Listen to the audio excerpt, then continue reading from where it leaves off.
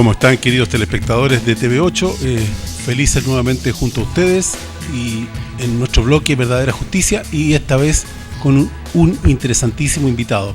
Él es Marco González, abogado de la coordinadora No Más AFP y del comité técnico. ¿No es así, Marco? ¿Cómo estás, Marco? Qué alegría tenerte en nuestro canal. Era un anhelo de... te andábamos persiguiendo. Muchas gracias, compañero. Muchas gracias por invitarnos como coordinadora y particularmente como abogado y asesor técnico de la misma. Bueno, para partir me gustaría, no podemos empezar este espacio sin rendirle un mínimo homenaje, entre comillas, o un mínimo a Ana González, que ha fallecido esta semana, y todos sabemos todo lo que sufrió esa mujer, y nunca perdió su sentido de lucha, buscando justicia para sus hijos, para su marido, para su nuera y su nieto.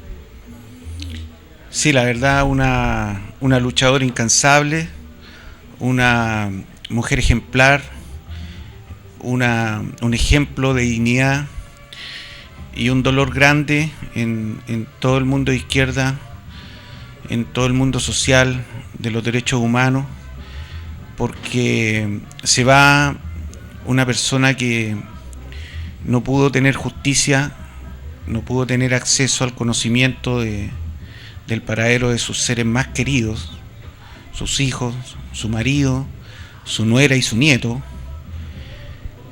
Una tragedia nacional que debiera movilizar las conciencias de toda persona digna hacia un fortalecimiento de la cultura en contra de estos crímenes de lesa humanidad. Correcto, y la verdad es que más que su muerte, lo triste es justamente lo que tú dijiste, de que en el periodo de vida nunca pudo encontrar la justicia que buscaba y anhelaba.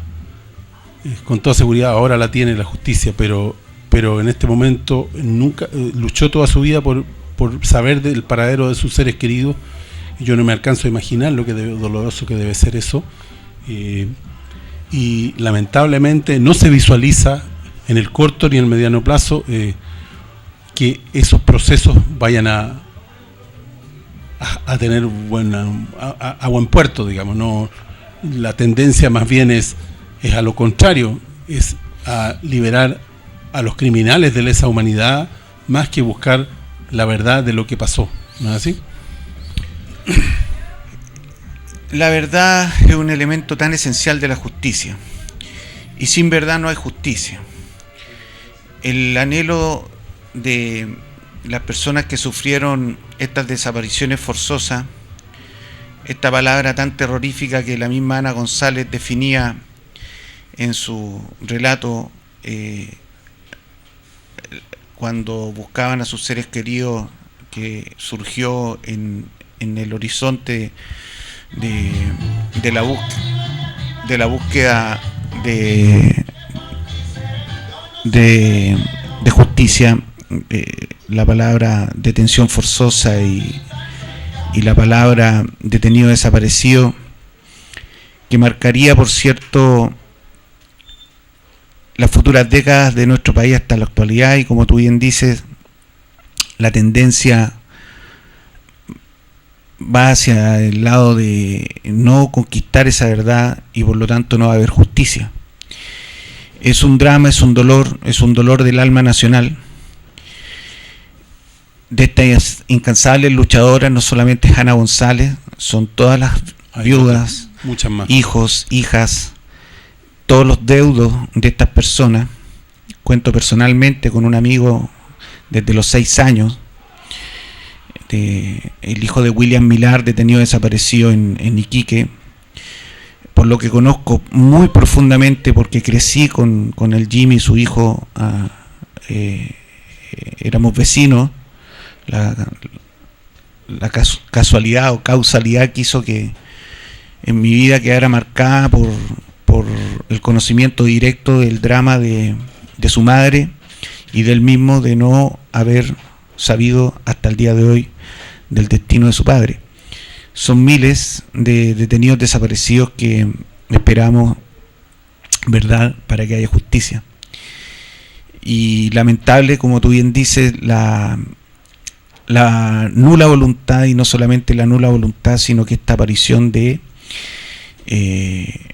nuevas formas de alzarse en contra de del derecho, de la justicia, para intentar volver a territorios de los cuales tenemos que alejarnos, que tienen que ver con estas represiones tendientes a buscar la eliminación física de personas en grados de aberraciones tales como hacerlas desaparecer, hacer desaparecer el cuerpo. Algo de eso motivó en algún momento la detención de Luis en la movilización, volviendo a nuestro tema, sí. Que te quisiera comentar. Sí, claro. Bueno, ahí vamos a entrar en materia ahora. Justamente con motivo de la movilización que hubo de la coordinadora No Más AFP, que llamó a movilizarse en todo el país por un sistema de pensiones en forma definitiva, un sistema justo, porque las pensiones realmente dan vergüenza. En el New York Times salió un artículo que tú lo debes conocer, de que las pensiones de Chile son, pero no sé, no me acuerdo qué calificativo usó, pero dijo que daban pena. La prensa española también se ha referido al tema. Entonces no es una cuestión de que nosotros estemos locos al reclamar contra esto. Sí, la verdad que hay un consenso internacional de que el sistema de pensiones chileno, la privatización de los fondos de pensiones, no funcionó como en el papel pretendían sus fundadores, sino por el contrario, ha tenido magros resultados o malos resultados criticados por muchas fuentes internacionales periodísticas o de conocimiento fundado acerca del tema. Y esto ha dado origen, por cierto, a nuestra lucha, que sin perjuicio de esa gran fundamentación que se ha ido desarrollando en el tiempo en cuanto a la inviabilidad de los fondos privados de pensiones, más que todo tiene su asidero en la realidad de las personas, como tú bien dices. Es muy triste, es muy penoso ver que nuestros viejos están viviendo en condiciones de pobreza y de extrema pobreza, de modo tal que es muy difícil sustraerse a esta realidad, y no queda sino intentar luchar para poder establecer algún tipo de control a estos capitales y poder en consecuencia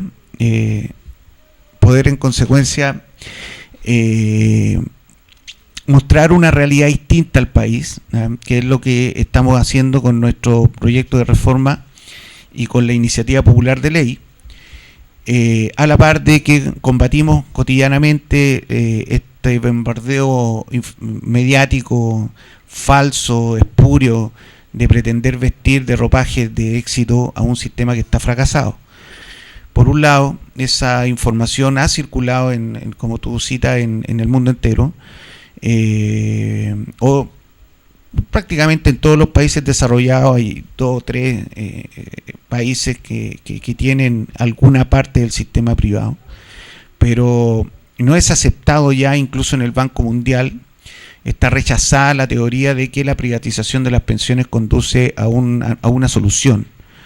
Y Chile aparece como una isla controlada por los poderes financieros y económicos que se han nutrido o lucrado con los fondos de pensiones, y por lo tanto vivimos una situación difícil, compleja. En este contexto de situación difícil y compleja se produce, ¿cierto?, esta nueva movilización que como coordinadora nos vimos obligados a profundizar, porque todo lo que se ha hecho, todo lo que se ha intentado, rebota con un gran campo magnético, por así decirlo, de los poderes financieros. Ellos, en definitiva, invierten la situación al punto que hoy en día las mismas AFP, Cuprum, Plan Vital, se postulan en la propaganda de televisión como que son los adalíes o los promotores o los solucionadores del problema de las pensiones y se tratan de mostrar como que ellos han dicho la verdad o que están mostrando el camino de cómo solucionar una cosa errante. Sí, realmente la mentira, la burla sobre la gente es una cosa impresionante. Eso se llama manipulación mental, manipulación a través de los medios de comunicación, manipulación a través del marketing. Esos son, pero son métodos gobelianos, como podríamos decirlo, métodos similares a los que han usado las dictaduras más terroríficas que han existido en Occidente, las dictaduras fascistas, ¿cierto? Y ojo con estos nacionales socialismos, el nacionalsocialismo, o con los movimientos fascistas como Mussolini, que se apoyaban mucho en los grandes sindicatos de trabajadores. Mussolini surgió como un poderoso luchador en el seno sindical, y Hitler también reivindicando pensiones precisamente de las Fuerzas Armadas, de los que lucharon en la Primera Guerra Mundial. Él era un veterano de la guerra y por eso que se hacía llamar socialista. Y por lo mismo, por muchas de esas razones, de esos enclaves de poder, se mantuvieron las pensiones para las Fuerzas Armadas en Chile en un territorio de reparto, y financiada en gran medida por el Estado. Entonces se da esta paradoja de someter al pueblo trabajador a un tipo de pensión privada en que sus fondos de pensiones van a financiar inversiones con pretendidas rentabilidades o retornos de grandes empresas privadas en Chile y en el extranjero, ¿cierto? Mientras las Fuerzas Armadas mantienen un gran estándar de vida, una gran estabilidad económica, gracias a pensiones públicas de reparto, que era el sistema que teníamos hasta 1980. Correcto. Para todos los chilenos, con, por supuesto, diferencias entre las cajas que habían, pero en esencia permitía un reparto y permitía una estabilidad generacional para las personas que iban entrando en edad de jubilación. Entonces, estas cosas son las que molestan en extremo, porque no pueden haber grupos privilegiados, no pueden haber diferencias entre personas, y vemos que personas que hacen toda su vida de trabajo, un profesor rural, como lo fue mi madre, por ejemplo, y después en la ciudad, o trabajadores portuarios, o trabajadores de las minas del cobre, del carbón. En general, la clase trabajadora chilena no tiene nada que envidiarle, por así decir, a lo que dicen los militares, que ellos hacen permanencia en lugares apartados de la República, en la cordillera, o en gestiones de seguridad nacional o de seguridad pública, según los carabineros. Todos los trabajadores tienen exactamente la misma dignidad, y las Fuerzas Armadas se alzan actualmente como un grupo privilegiado. Ellos tienen muy buenas pensiones y por lo tanto además dispuestos a defender a el sistema, en el caso de Carabineros, reprimiendo violentamente a los trabajadores que tratan de cambiar el sistema. Y peligrosamente se acerca también una tendencia en orden a fortalecer mecanismos represivos para mantener este sistema financiero de capitalización individual que hace daño cotidianamente. Paga pensiones muy bajas. Se está señalando en este mismo tipo de propaganda en la televisión de que se está solicitando por los sectores que promueven el sistema financiero de capitalización, subir la edad de jubilación, y prometen, por ejemplo, que agregar 3 años más de trabajo podría subir la pensión de 290.000 pesos a 320.000 pesos. ¿Quién vive con 320.000 pesos? ¿Qué saca una persona de seguir trabajando 5 años más para recibir una pensión de 30.000 pesos adicionales? Como que si eso fuera una solución. Nosotros en nuestra propuesta tenemos como piso estructural una pensión universal básica, solidaria, con un piso de 290.000 pesos como mínimo de pensión. Hoy día el sistema financiero capitalista de capitalización individual como piso está pagando pensiones de 60.000 pesos, 70.000 pesos. es que son montos aberrantes, de 2 UF, 3 UF. Entonces, la verdad de las cosas es que la diferencia es abismante, los mundos que se están confrontando son muy distintos. El sistema financiero capitalista que pretende seguir por 50 años más en progresión sistémica, ¿cierto? No tiene para nosotros viabilidad, como no tiene viabilidad ecológica para los ecologistas, como no tiene viabilidad sindical para los que necesitan negociar por rama y mejorar los sueldos, no tiene viabilidad para los profesores con los sistemas de violencia que está generando esta carencia de recursos con las personas en formación, no tienen acceso a los recursos. Toda la violencia que se está generando en este sistema, la verdad que contrasta con esta enorme suma de dinero, como lo ha dicho incansablemente Luis Mesina en todas las oportunidades en que interviene, de 230 mil millones de dólares que están... Otro PIB. Es otro PIB, es un 70% del PIB, es un 70% del PIB que está en manos de esta gente rica que invierte y hace grandes inversiones. Y oiga, viajan los generales, viajan los almirantes, viajan las Fuerzas Armadas en primera clase en hoteles. Usted sabe cómo viajan los ejecutivos que que trabajan con nuestros fondos de pensiones. Ellos son ricos y viajan con mayor lujo, en condiciones que nosotros ni siquiera alcanzamos a imaginar, porque viajan ellos viven en el primer mundo financiero, con nuestros fondos, con comisiones fastuosas, con pagos millonarios, mientras ofrecen como gran solución, y lo dicen en la tele, subir 5 años de cotización para subir 30 mil pesos, migaja, 30 mil pesos, 1.000 pesos diarios, para comprar un kilo de pan diario. El kilo de pan está a 1.000 pesos. Para comprar un litro de encina diario, para que no alcanza ni siquiera para calefacción. Es una burla, es una burla, y en esas condiciones resulta también difícil conducir la movilización, porque como ya le decía, los trabajadores y los sectores que están sufriendo estas consecuencias nos exigen pasar a formas más avanzadas de lucha social, porque las marchas, la iniciativa popular de ley, el proyecto de reforma no lo toman en cuenta. La presidenta Bachelet alcanzó a mandar un porcentaje muy bajo de reparto, un 2% de reparto, junto con un 5% de aumento de cotización, discutiendo si el otro 3% podía o no ser de reparto para que pudiese haber algo de equilibrio. Vino este gobierno y echó por tierra a tierra este proyecto, y aún está pendiente un proyecto que pretende enviar. Está en discusión en este mismo minuto, está el presidente conjunto con todos sus partidos discutiendo, y nosotros justo en el momento que llamamos nosotros a movilización, a la hora que nosotros nos llamamos a movilización, esto sigue durmiendo ahí, viene Navidad, viene el verano y viene marzo, y seguimos con la misma situación oprobiosa de la administración actual. Y es en ese momento en que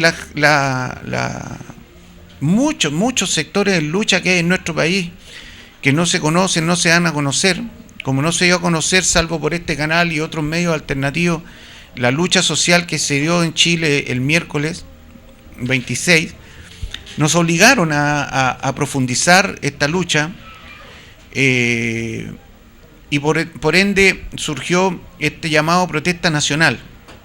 Y en ese contexto es evidente que existen desde siempre manifestaciones pacíficas, ya, que un poco mueven el territorio en el que se gestan las convocatorias. En este caso, después de una concentración masiva que hicimos en la plaza al costado del Cerro Santa Lucía, surgió una marcha espontánea para dirigirnos hacia un sector más abierto de la población, pero en cuestión de minutos, no fueron ni 2 ni 3 minutos, en que fuimos reprimidos de manera muy violenta y con una focalización y dirección específica hacia Luis Mesina. Las imágenes lo han demostrado, Sí. ¿cierto? El objetivo fue directo, y los métodos de represión que usó Carabineros fueron violentísimos. Particularmente en mi caso, porque tenía obligaciones profesionales, me quedé como muy en la retaguardia de la marcha. Fue una marcha de unas 3.000 personas, porque tenía un compromiso profesional inmediatamente después de la marcha. Sin embargo, quedé atrapado en la plaza, en la plazoleta, por las fuerzas especiales, y recibimos una andanada de gases y del guanaco que la verdad yo nunca había experimentado. En un momento sentí que la sofocación y el gas realmente iba a quedar inconsciente. Salimos por detrás de la Biblioteca Nacional, un grupo muy grande, tratando de bordear la biblioteca y volver al punto de la situación central que se había dado en el sector de Santa Rosa con Alameda, que ahí fue donde tuvieron a Luis.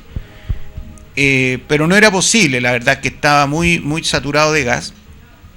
Un rato después volví por Tenderini y logré llegar a la Alameda y avancé hacia el sector de Biblioteca Nacional, donde estaban rodeados de unos 7 u 8 carros policiales de las fuerzas especiales y un contingente de unos 100 efectivos de las fuerzas policiales, el grupo central del movimiento y de la CUT y de la NEF y de dirigentes nacionales que estaban en las escalinatas de la biblioteca, y pude acercarme y hablar con un par de dirigentes. O sea, pasé por las fuerzas especiales, subí la escalinata, llegué donde estaban los dirigentes de nuestro movimiento, los centrales, y ellos me señalaron que Luis estaba en la tercera comisaría y que iban algunas personas en camino para allá, que por favor me dirigiera para allá, de modo tal que salí de inmediato y me fui hacia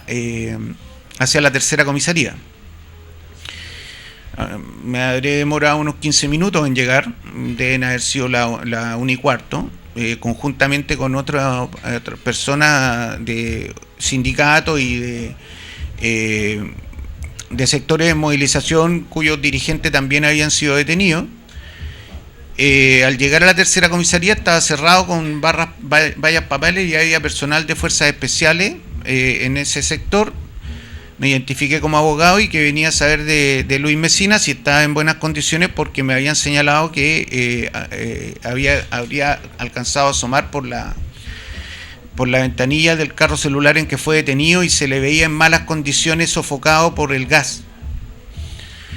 El personal de fuerzas especiales me dijo que no estaba detenido ahí, que no me dejó entrar hacia la comisaría propiamente tal, personal de fuerzas especiales, y me señaló que había sido llevado a la primera comisaría y que en ese lugar tenía que preguntar. Tomé un taxi y me fui a la primera comisaría. En la primera comisaría ya también habían compañeros que estaban buscando o que estaban atentos a la situación de otros detenidos de otros sindicatos bancarios, de la Confederación Bancaria y de unos estudiantes de la USACH, en fin, habían otros detenidos, y estaban los dos abogados, una abogada y un abogado de FEMPRUS, que ya estaban en la primera comisaría, pero no les daban un listado de detenidos ni les sabían decir quiénes efectivamente estaban detenidos y si Luis Mesina particularmente estaba detenido en el recinto. De tal manera que me apersoné y hablé pedí hablar con el encargado y salió un sargento, el sargento Barraza, quien fue el único interlocutor durante aproximadamente 1 hora de la comisaría, quien señaló que no tenía conocimiento de que Luis Mesina estuviera efectivamente detenido en esa comisaría y nos remitía a la tercera comisaría. Se le explicaba que veníamos de la tercera comisaría y que allá personal de fuerzas especiales nos había dicho que estaba en la primera comisaría, porque él a su vez señalaba que fuerzas especiales era quien tenía la responsabilidad de señalar el paradero de los detenidos y cuál era su situación. Un tiro a floja muy, muy espeso, un carabinero de mucha experiencia, el sargento Arraza, con mucho manejo, entrando y saliendo otros detenidos por múltiples causas, siempre amparándose en que tenían otro tipo de trabajo, entrando y saliendo rápido, sin dar respuestas, dando evasiva, señalando que fuerza, hasta que salió un funcionario de Fuerzas Especiales, carabinero, sin ningún rango, carabinero, y señaló que estaban viendo la situación de los detenidos recién y de que se nos iba a entregar un informe. Nos quedamos ahí unos 20 minutos esperando el informe y no se sabía nada de nada hasta que un compañero de la Coordinadora Nacional, el señor Villanueva, Mario Villanueva, recibió una información por WhatsApp de que lo estaban paseando por el sector del cementerio de Recoleta en un carro celular, a Luis Mesina y los otros detenidos. Lo cual nos resultó francamente absurdo, o sea, ningún sentido andarlos paseando ya a esa altura, ya más de una hora detenidos. Por lo que volvimos a ingresar, había llegado otro abogado del sindicato del Banco SI, uno de cuyos integrantes también está detenido, ya éramos 4 abogados, a ejercer presión para conocer el listado de los detenidos y de por qué los estaban paseando en ese sector que nosotros habíamos tenido información por nuestros medios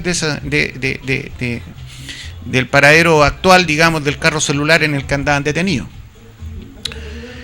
Este sargento volvió a señalar que no tenía idea de lo que pasaba porque era Fuerza Especial, y Fuerza Especial a su turno, que nos estaba por enviar o remitir un listado, no salía del interior del recinto.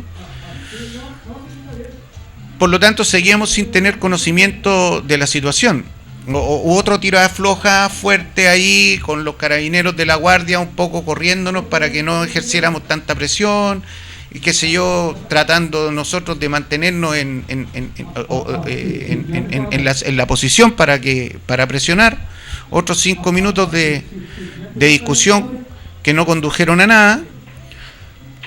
Volvimos a salir sin ninguna información y la preocupación ya estaba bastante más fuerte, y en ese minuto tuvimos como una reunión los abogados que estábamos ahí y decidimos interponer un recurso de amparo.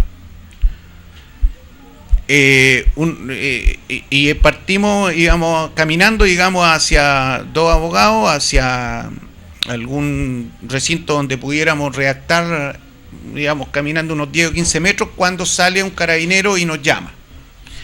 El carabinero de la guardia había entrado y sale este sargento, y nos pide mantener la calma y que había recibido información de que Luis Mesina estaba siendo trasladado a constatar lesiones, y de que iba a ser trasladado a la posta central. Lo cual vuelve a parecernos absurdo porque andaban en un sector distinto y nosotros volvíamos a insistir que estaba en ese sector. Pero nos dice que iba a la posta central. Como en el movimiento Nomás FP la gente de FEMPRUS tiene mucho peso, se comunicó de inmediato con la posta central. Y en la posta central señaló ese personal que habían concurrido, pero se fueron. Que no había ningún detenido de la protesta constatando lesiones en la posta central. Por lo que nuevamente le dijimos, prácticamente a los 2-3 minutos se contactaron de inmediato con personal de la posta central, que no era efectivo que estaban porque ya habían ido y que se habían ido. Entonces, bueno, este sargento, manipulando la situación, ya le insisto, de mucha experiencia, que tuviéramos paciencia, que esto, que lo otro, pero a la voz de recursos de amparo hubo un movimiento importante ahí. Se preocuparon mucho, tomaron nota de la situación, se notó que se empezó a mover distinto la cosa. De este habeas corpus que tanto sufrió Ana González y todo, porque el cuerpo no se encuentra, ¿ya? Y ese es el objetivo de un recurso de amparo, encontrar el cuerpo. Cuando tú no sabes dónde está el cuerpo de una persona, y de allí la desaparición forzada de no encontrar el cuerpo, y de esto que los recursos de amparo durante tantos años no resultaban eficaces hasta que sí se empezaron a coger para que saber efectivamente dónde están los detenidos. Y en Chile, a partir de esa resistencia y esa huelga de hambre de Ana González y sus compañeras, se empezó a dar con el destino de los detenidos en los recintos de tortura clandestinos que tenía la CNI hasta ese minuto, de los que no se sabía en el país ni siquiera en forma internacional, ¿cierto? Y se empezaron a aparecer personas que eran detenidas y se mantenían durante días sin saber su paradero. Muchísimas personas sufrieron ese tipo de detenciones, miles de personas. Bueno, por lo tanto, a la voz de habeas corpus, de encontrar el cuerpo, en este caso de Luis Mesina, por supuesto que ellos reaccionaron. Ya no es tan pacífica para ellos la posibilidad de hacer desaparecer o de mantener a una persona detenida sin conocer su paradero por un tiempo más o menos prolongado. Por lo tanto, en esta reacción ya se empezó a tomar noticia de la situación, y a los 5 minutos Luis señaló a través de este medio WhatsApp de un compañero que tenía su celular de que lo estaban sacando del sector de Vespucio, que lo tenían en el sector sur ahora de Vespucio, y que al parecer lo iban a sacar del radio urbano. De modo tal que con esa información volvimos a la carga, digamos, con Carabineros, a señalarles que teníamos conocimiento que el carro celular está en el sector sur, ahora en el sector de Vespucio, hacia el sector de Melipilla, con lo cual volvimos a insistir en que íbamos a poner el habeas corpus. En ese minuto salió alguien de Fuerzas Especiales y señaló que hacia ese sector habían concurrido para, con mayor fluidez, entrar y no entrar al tránsito, digamos, entrar a un consultorio de ese sector, que había menos gente para constatar lesiones. Y por lo tanto y dieron el nombre del consultorio en el sector de la granja hacia donde lo iban a conducir. Nosotros dijimos que íbamos a esperar 10 minutos, que si no llegaba en 10 minutos a ese consultorio íbamos a proceder. Efectivamente ingresaron a un consultorio en la granja, no recuerdo en este minuto el nombre, y en ese minuto se comunicó Luis Mesina nuevamente con nosotros, gracias a que mantuvieron un celular activo. Ellos nos empezaron y nos pudieron decir: estamos en un sector contiguo, volvimos hacia la ciudad, digamos, y nos están metiendo en un consultorio. Como teníamos el nombre, la gente nuestra de FEMPRUS se comunicó de inmediato con ese consultorio para verificar la efectividad de que Luis Mesina y los otros compañeros estaban en ese lugar.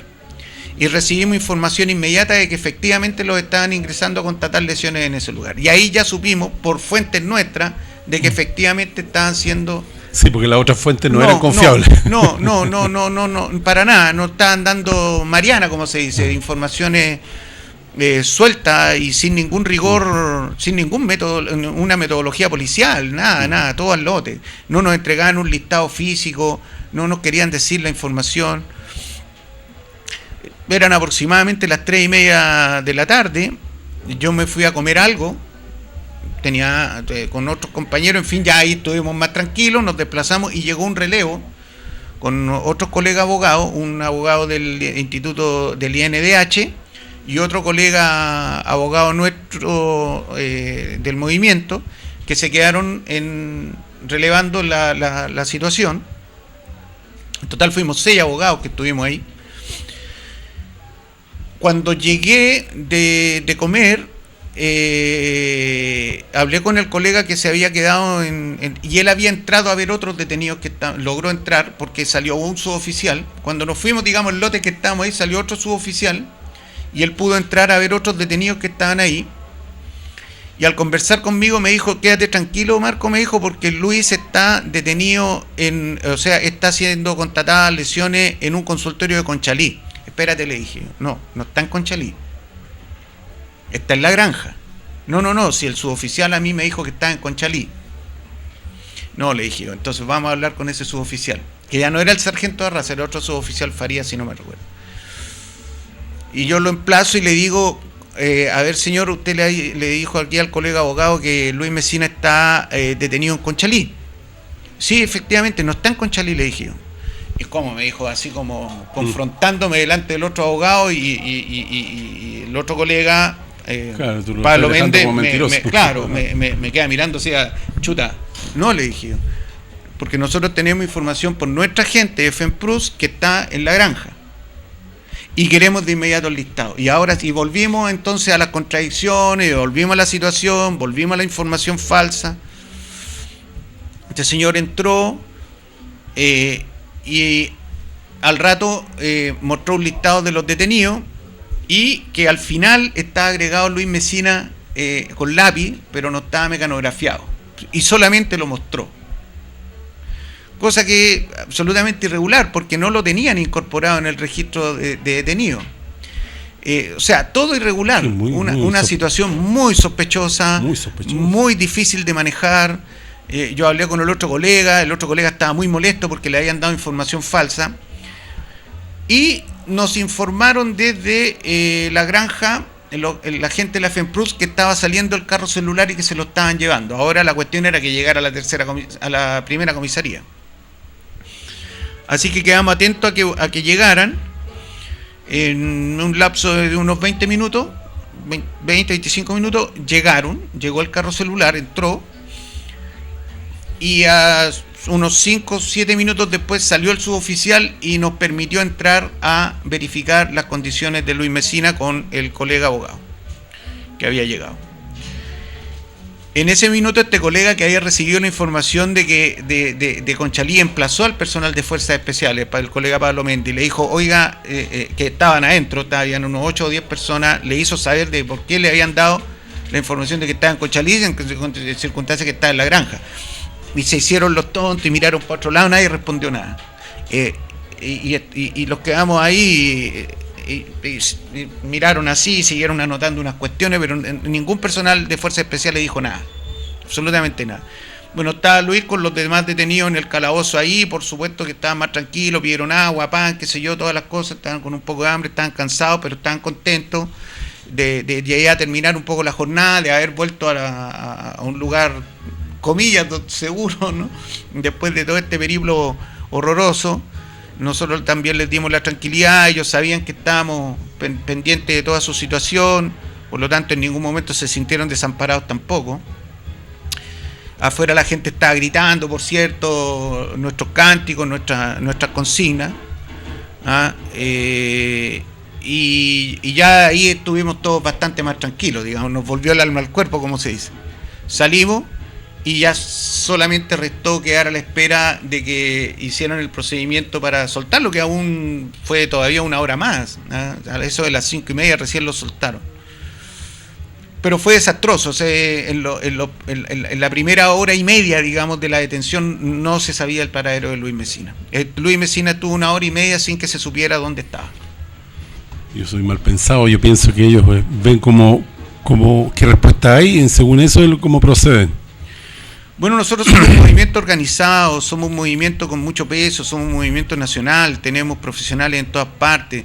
La verdad de las cosas es que llega a ser un poco tan fuera de lugar que desafíen a personas que son trabajadores de este país, que somos personas que tenemos organización, que somos personas que tenemos mucha preparación y que pretendan nuevamente burlar con métodos tan siniestros y tan vulgares, la verdad, a gente que tiene mucha preparación. Los mismos detenidos, los mismos son trabajadores bancarios de 40 años de experiencia, dirigentes sindicales. O sea, lo lamentable es que se pretenda intentar un aro o una búsqueda, como tú bien dices, de esta gente, de burlar además mecanismos legales que están establecidos en circunstancias que pretendemos ser un país desarrollado o un país...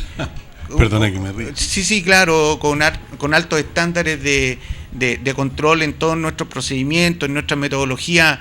Pretender que hoy en día se pueda nuevamente burlar la dignidad de las personas y el conocimiento a través de métodos tan burdos, sorprende porque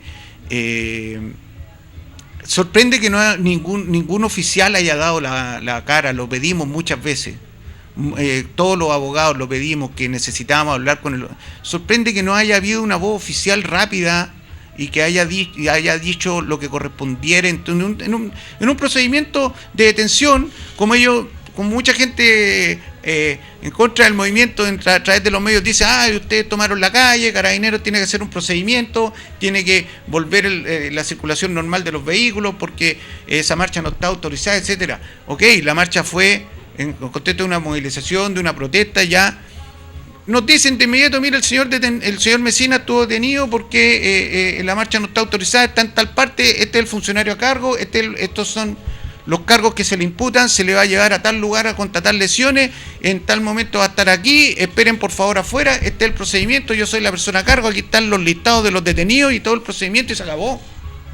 Y se acabó, y nosotros nos retiramos, nos vamos a un café a esperar que el procedimiento termine.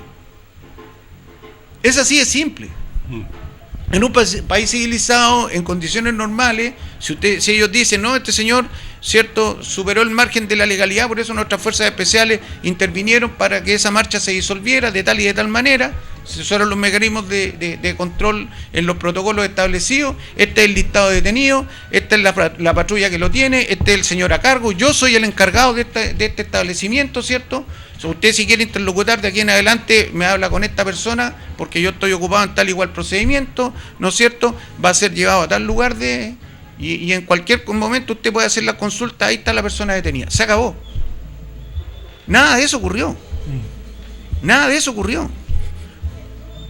Era amedrentar a todos. O sea, fue en un momento, la verdad de las cosas, muy sorprendente el desafío que intentaron hacer a nuestra misma capacidad como abogados, digamos. Sí, bueno. Oye, ahora, en general, tú mencionaste esto como política represiva contra el movimiento No Más FP, pero no solo contra el no movimiento Más FP, porque este gobierno y los anteriores se han caracterizado por reprimir a todo el que moleste al capital. Efectivamente. Hablamos del pueblo mapuche, ni hablar lo que pasó en Quintero, y en fin, tenemos miles de ejemplos. Entonces estamos con un sistema represivo que parece que se agudiza cada vez más. Ahora, ¿qué expectativa? Parece que mañana va a ser el anuncio oficial del proyecto de ley, el que tú mencionaste desde delante. Sí. ¿Tienes algún antecedente respecto de ese proyecto? Lo que mencionaste delante, 3 años más, ¿algún antecedente más? Sí, en cuanto a tu pregunta, que se divide en dos temas. El primero como un cogollito, un corolario, un término de lo que significa y está ocurriendo a través de las detenciones de las personas que están luchando por sus derechos en contra del capital financiero o en contra de la expansión de la extracción capitalista descontrolada y que no se someta a las leyes medioambientales, que es lo más preocupante, ¿no? Sí, es muy preocupante, y de hecho por eso fue nuestra intervención aguda en términos con Luis Mesina, porque lo que no queríamos escuchar es que había resbalado desde el carro celular y se había pegado en la cabeza, o que había habido un incidente inesperado y que la persona había resultado inexplicablemente con alguna lesión grave o con algún resultado incluso fatal. Es lamentable que estén volviendo esos mecanismos y que estén apareciendo personas en este país suicidadas precisamente por ser dirigentes sindicales, ambientales o sociales. Entonces esa situación a nosotros nos llevó a establecer el máximo rigor en el establecimiento del procedimiento de detención de Luis. Por cierto que no pueden seguir ocurriendo ningún tipo de estas situaciones, y los abogados tenemos que estar mucho más despiertos y capaces de intervenir ex ante y no ex post, porque la vida ya después no te la devuelve nadie. Claro. Así que tenemos que estar mucho más activos, como en dictadura, volver al ejemplo de esos grandes baluartes de la lucha por los derechos humanos que también nos están abandonando, esos grandes abogados que fueron capaces de revertir en condiciones incluso mucho más adversas lo que fue la muerte, la desaparición, la tortura de personas. Los abogados conversamos ahí que nosotros estamos jurados en cuanto a no permitir que haya más avances de este tipo de mecanismos y de métodos que se tienen que desterrar definitivamente de nuestro país. En cuanto a lo segundo, respecto a lo que nosotros esperamos del gobierno, por supuesto nada. El gobierno lo único que pretende es echar por tierra lo poco que se avanzó con los otros gobiernos precedentes, que nos costó un mundo tratar de instalar, ¿cierto?, la falta de seriedad de los procedimientos que aplican la AFP en la administración de los fondos y la inviabilidad total del sistema de capitalización individual. Digo la falta de seriedad porque es cosa de revisar el registro de sanciones de la superintendencia para darse cuenta de la enorme cantidad de contravenciones permanentes que hacen los ejecutivos y la AFP en contra de los afiliados y de los pensionados. Una cuestión aberrante, la verdad, que debería tomarse nota desde otra perspectiva y de otra lectura. Lo estamos estudiando, ¿cierto? Y por otro lado, que el proyecto de ley solamente contempla avanzar en una cotización adicional de parte de los empleadores, que la verdad que ellos, como grandes expertos, ¿cierto?, monetaristas y financieros de la Escuela de Chicago, no fueron capaces de advertir en su momento. Vaya cosa. Entonces, ¿con qué tipo de expertos estamos?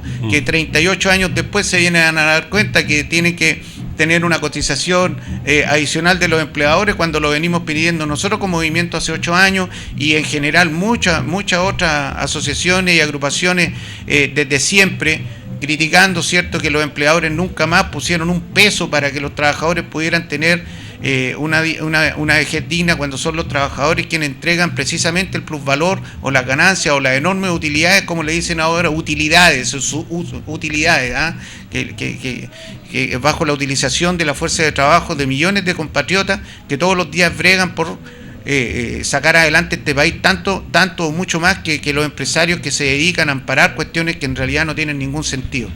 Acá, con ese 4,5% que pretende el gobierno de aumento de cotización, no se va a lograr absolutamente nada, porque lo están prorrogando a plazos de 30 años más. Es una ridiculez. Y por otro lado, que aumente el gasto social en un 40% con cargo de impuestos, porque ellos dicen que no alcanzó para las pensiones. Por favor, tuvieron 38 años para darse cuenta de que este sistema no iba a ninguna parte en las condiciones que estaba diseñado o como estaba funcionando. Y ahora, porque nosotros salimos a la calle, vienen a decir que van a aumentar un poquito, una migaja, que en 30 años más va a funcionar. Eso no va a funcionar. Correcto. Eso no va a funcionar. Lo decimos muy abierto y muy claramente. Eso no va a funcionar, no va para ninguna parte, es un engaño. Es un engaño para la gente, hermano, para que se desmovilicen. Claro, para que tengan una expectativa de que de alguna manera se va a reponer algo que debieron haber repuesto desde el principio. Ya insisto, son expertos de Chicago, estos famosos doctores de Chicago que vinieron acá a señalar un gran diseño institucional para que un país crezca. Claro, ha crecido Sanhattan, han crecido las Torres de Apoquindo con las comisiones financieras que le pagamos a la AFP, pero desde lo que se dice Vicuña Maquena para abajo y todos los barrios obreros y los dormitorios populares de Chile de trabajadores siguen estando en la miseria absoluta. Totalmente de acuerdo, Marco. Bueno, Gracias. Lamentablemente tenemos que quedar hasta aquí. Te damos las gracias por su participación. Realmente muy Gracias, interesante, compañero. las cosas que nos has dicho, de verdad, muy impactante. Así que en una oportunidad esperamos poder contar contigo nuevamente. Ningún problema, a su disposición, y muchas gracias por la invitación y gracias a los televidentes y un abrazo a todos ustedes, los trabajadores de Chile. Hasta luego, hasta el próximo sábado, queridos telespectadores. Aquí en TV8.